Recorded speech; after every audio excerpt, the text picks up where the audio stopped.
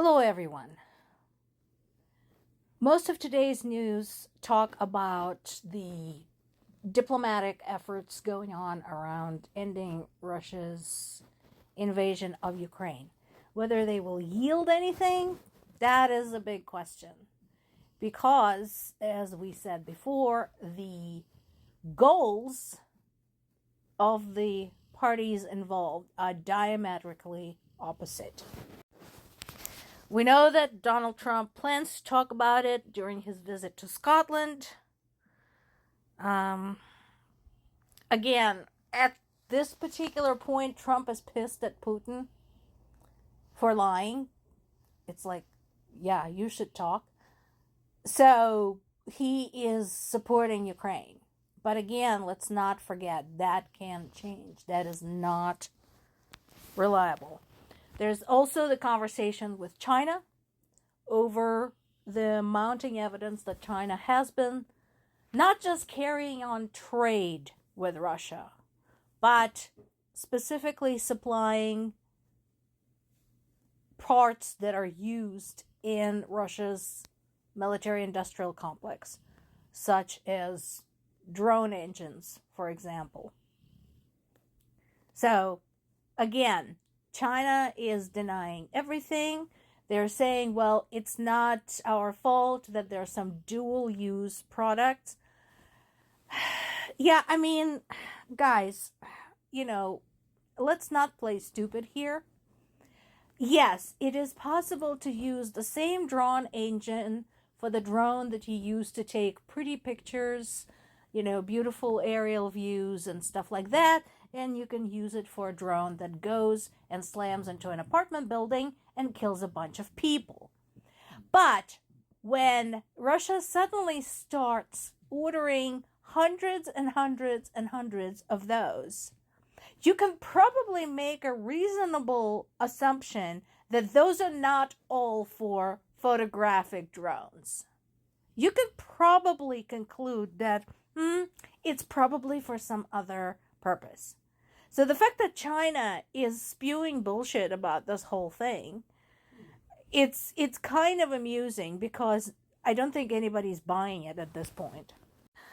Russia insists that there's no point in arranging a meeting directly between Zelensky and Putin until basically they're there to sign the final papers. So what they're basically saying, it doesn't make sense for the heads of states engaged in a war, one of them being the invading state, to talk face to face at all.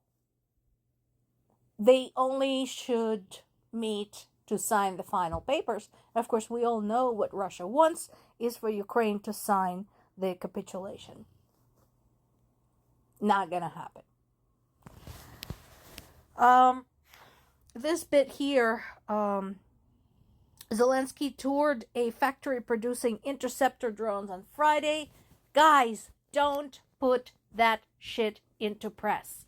Do not do that. That is all targeted. Come on. We don't need to show Russia where our stuff is made.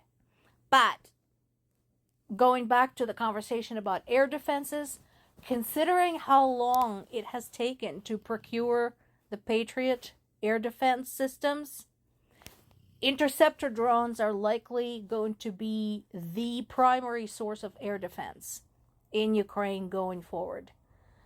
Advantages, you don't have to deal with the likes of Trump and the bureaucracy and the endless negotiations and the endless discussions of why we need that.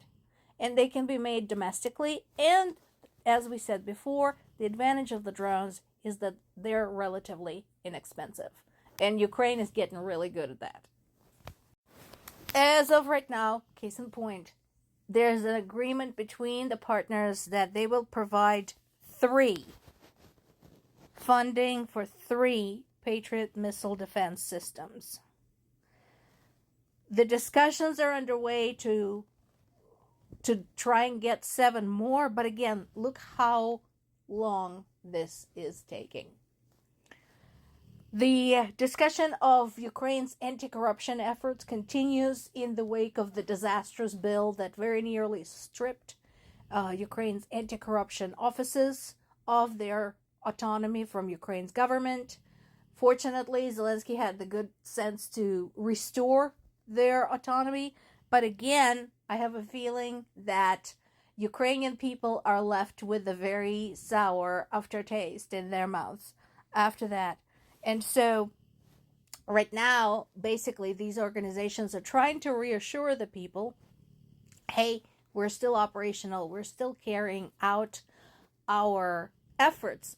But here's what everybody is concerned about, and they should, is that the fact that the bill was even brought to the floor of Ukrainian parliament and voted on and passed tells us that whatever it is that these guys are investigating right now probably goes all the way to the top.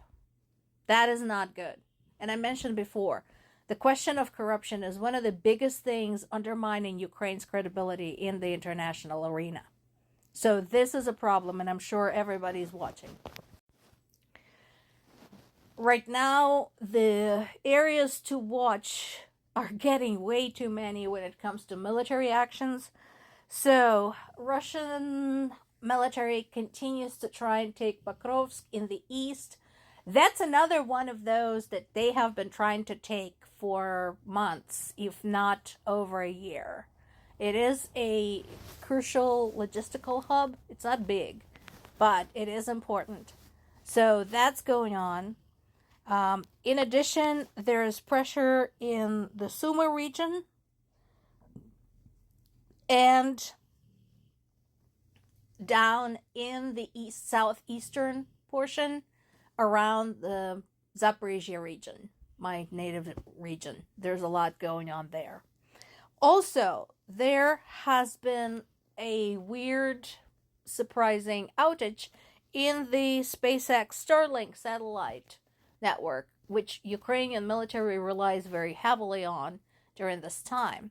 What this brought back is this. There is now some evidence from some whistleblowers that yes, indeed, Elon Musk ordered the shutdown of Starlink satellite service as Ukraine was carrying out a crucial operation trying to retake part of its territory from Russia.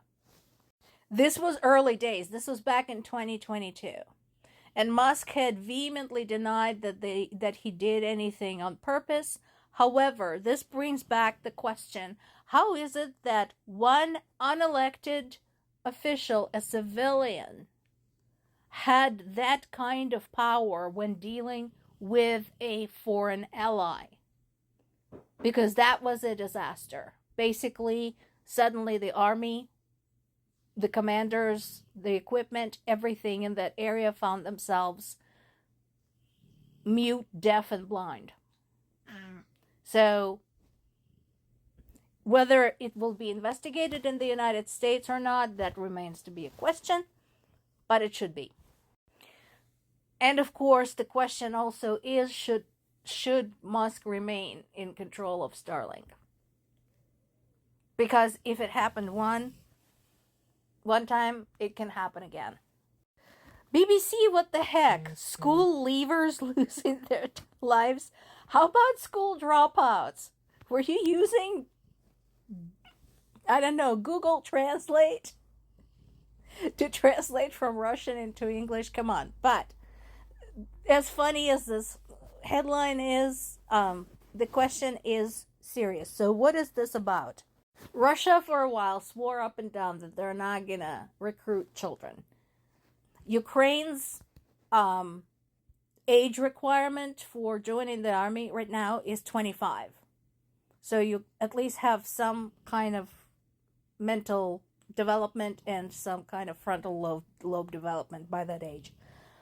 Now we have evidence that 245 soldiers of the age of 18 have died in Russia's invasion of Ukraine. So again, my question is to Russian people, are you okay with this? You have taken Ukraine's future, a whole generation of our young people. You're losing yours as well, your children. Are you okay?